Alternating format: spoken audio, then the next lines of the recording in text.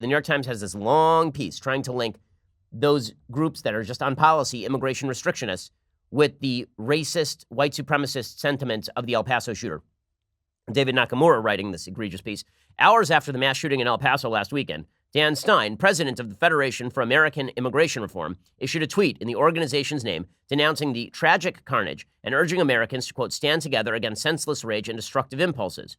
FAIR, a leading proponent of restricting immigration, typically provides its 300,000 followers on Twitter and 2.1 million on Facebook with links to studies, news stories, and podcasts warning of the economic, public safety, and environmental costs of high immigration levels.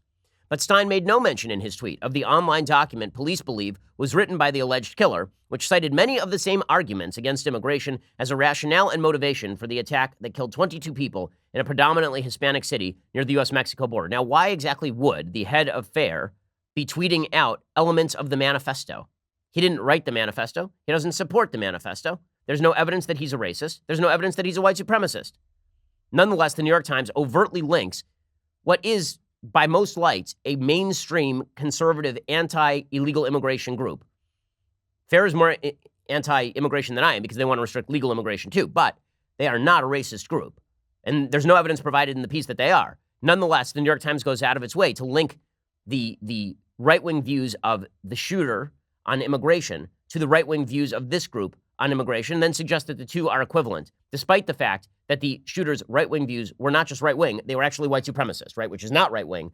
White supremacism is something beyond. The racial solidarity implicit in white supremacism is not just about ensuring that immigrants assimilate to American culture. It says no immigrants at all because they're brown, right? It's a completely different thing. Stein's decision to rapidly issue a statement condemning the El Paso massacre reflects a sense of alarm among FAIR and the small cohort of other restrictionist groups about potential political fallout from the massacres. Well, yeah, I mean, number one, they should condemn the shooting because we should all condemn the shooting. But second of all, maybe they were worried about disingenuous reporters at the New York Times linking them with the shooter. And so they came out and condemned the shooting because they knew the New York Times would do it. And then the New York Times did it anyway. Long relegated to the fringes of the debate, these organizations have moved center stage under President Trump, helping to provide the intellectual and ideological framework for the administration's hardline immigration agenda, one that immigrant rights advocates have decried as xenophobic and racist. And there you have it, right? In the end, the New York Times is going to use as its shield and as its sword immigration rights groups that basically posit exactly what David Nakamura wants them to posit, which is that immigration policy is racist and xenophobic if it's not open borders. You're a white supremacist if you disagree with the left on immigration. So the left's newfound attempt, and many in the media, their newfound attempt to link basic conservative policy with the El Paso shooting, one of the reasons this is going to have such dire effects for American society is once you've basically suggested that half of Americans, because half of Americans voted for Trump, once you basically suggest that half of Americans are actually Nazis, what do you think the left is going to do? Do you think that they are going to get more reasonable in their conversation or less reasonable in their conversation?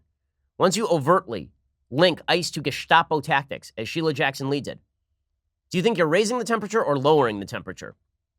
Now, I've been sort of positing the linkage. I've been talking for years, actually, about the linkage between rhetoric and violence. And I've said that I think that unless rhetoric explicitly calls for violence, it is not incitement of violence. That is the legal standard in the United States. I will say, however, and I've said this before, that raising the temperature is not good for the country on its own merits. So it's sort of like the distinction between climate and weather that we very frequently use when we're talking about climate change.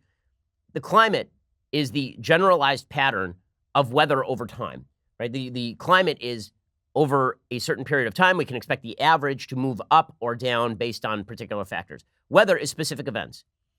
As scientists generally say, you cannot mistake weather for climate. So you cannot say that a hurricane is due to global warming. This specific hurricane is due to global warming. You can say that there are trends with regard to hurricanes that may be due to global warming, but you can't say this specific hurricane is due to global warming. A weather event is not a climate event per se, right? A snowy day is not evidence that there is global cooling, nor is a super hot day evidence of global warming. Well, the same thing is true when it comes to egregious acts, evil acts, out of the statistical norm acts, like a shooting at this El Paso Walmart. That is an act of weather. It is not an act of climate. But raising the climate, changing the climate, will have impact on weather, inevitably. And the left is having an impact on this too. The entire climate is getting warmer. The political climate is getting warmer. We are experiencing political climate change right now.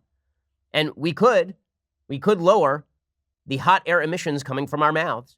We could lower the emissions that are coming from our fingers out on Twitter. We could lower the emissions by being reasonable in how we castigate our political opponents. But instead, we are not doing this. Instead, we are deciding that we ought to ramp it up. And Democrats are ramping it up at an extraordinary rate. It really is truly incredible.